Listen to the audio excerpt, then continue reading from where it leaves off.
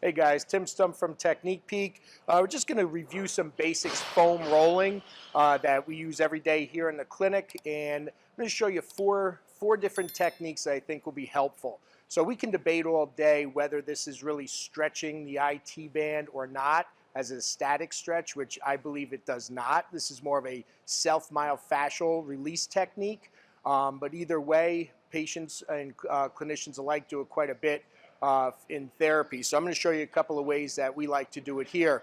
So Ava's going to start on her IT band.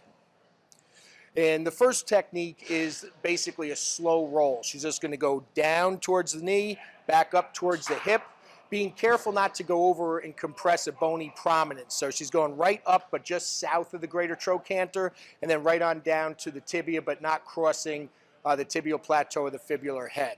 So that's technique one, slow roll. Now the next one is going to be marching, where she's going to go down 2 inches, back an inch, down 2 inches, back an inch. You basically have an effect where you march up and down the leg.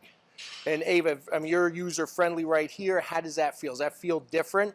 So you're definitely getting a different sensation, and you're stretching or releasing the soft tissue in its own way.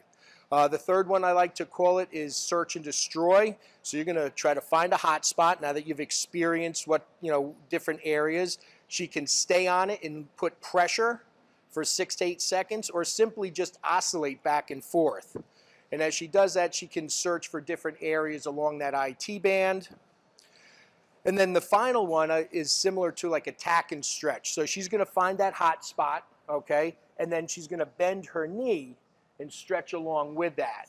And that again should feel pretty intense when you find the right spot, okay? So the tack and stretch, again, you go over to the different trigger points, for lack of a better word, and at the end it's always nice to follow up with a set of long, slow rolls, and typically the leg is going to feel a lot looser, a lot less symptomatic.